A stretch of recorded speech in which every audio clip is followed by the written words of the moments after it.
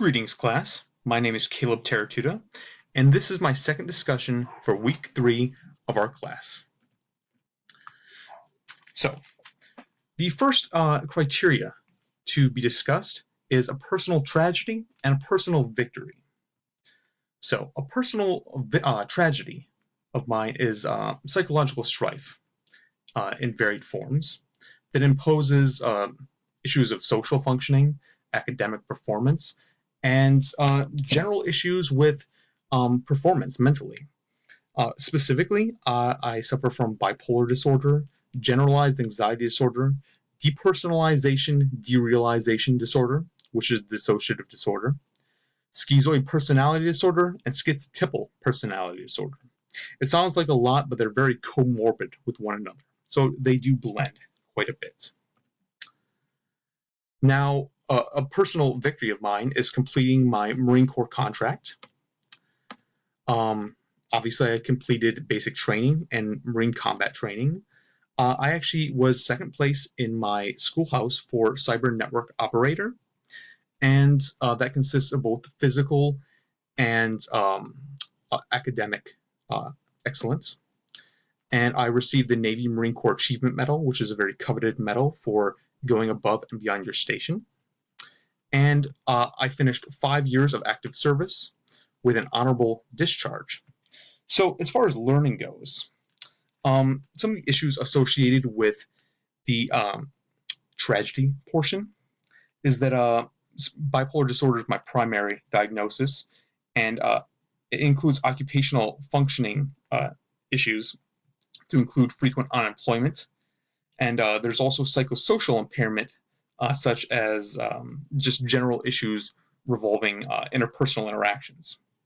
Neurocognitive impairment is also typical with bipolar disorder, and problems with attention, mental processing speed, memory, and executive function are common with this disorder. So as far as learning goes, it really affects the way that I perceive the world around me and how much I question what is around me and how true and accurate it actually is. As far as my Marine Corps experience goes, it kind of shows me that despite a lot of my predisposition to issues, that I'm able to kind of persevere and to find a certain semblance of attention regardless. So moving on, some of the driving forces and hobbies that I have, right? So what I choose to do with my time is pursue independent studies. This usually comes in the form of the hard sciences like chemistry and physics, philosophy, such as the works of Spinoza or Miyamoto Musashi, and theology. Now, even though I am an atheist myself, I'm interested in what affects people's worldview, and so I look at religion as a big way that people see the world. And I also like reading comic books from the Marvel Universe. And I know to a lot of people that sounds very juvenile, but research has shown that reading comics can help the user kind of escape from the world to kind of seek companionship when they feel alone and to see the world in a different way. Now, this is my favorite comic character, which is tangential, but I felt like adding it. And as far as passions go, science, as mentioned earlier, specifically the biology of psychology, philosophy, as mentioned before, and the combat arts.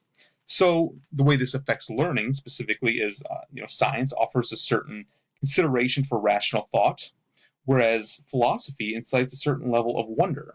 And you can kind of delve into some of the deeper questions as to why, why do this, why do that, in regards to philosophy.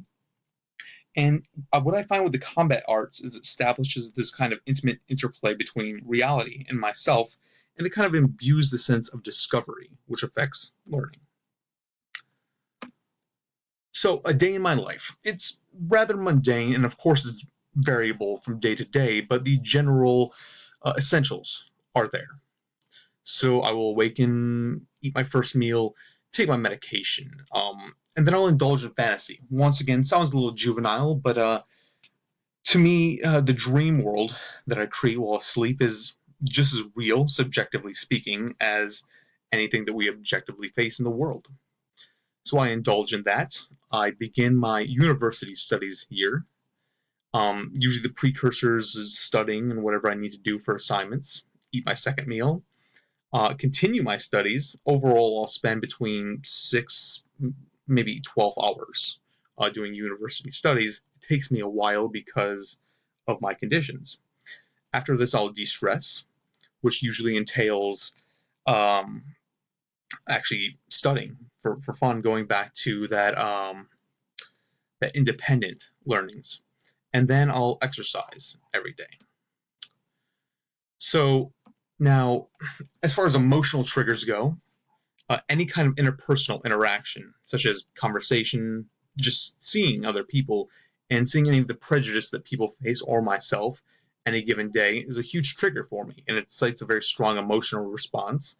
And overall, this results in me being very socially awkward. Also, making mistakes in any form is a huge trigger for me, and it can result in a high level of distress.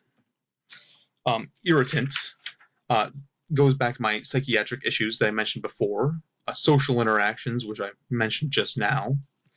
And what this does is, so I can study science in an objective way, but when it comes to my own subjective experiences, I struggle with my own hold on reality. As far as learning goes, I can comprehend and absorb information quite well. I can write a paper or even synthesize or expound upon the information that I learned. But when it comes to managing even the most mundane qualities of my own life, I struggle to impose my acquired information into daily activities. This is not absolute, however, as I am able to observe others and apply the psychological principles I learned, and I can even go so far as to provide scientific advice to those people that I meet.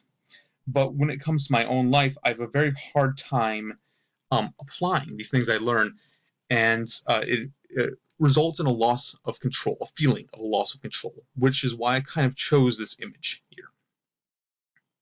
Now, going on to multiple intelligences. So, logical, mathematical, and interpersonal are my strengths when it comes to intelligence.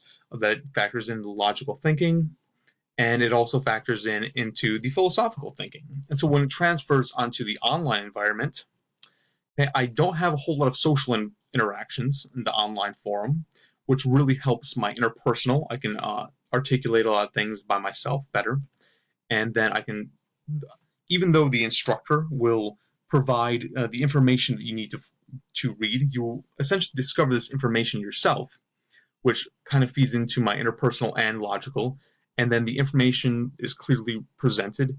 There's a very clean interface online, and there isn't a lot of verbalization. So if an instructor, say, isn't good at giving a lecture, I can still get the information very effectively without having to um, bear through a poorly delivered lecture.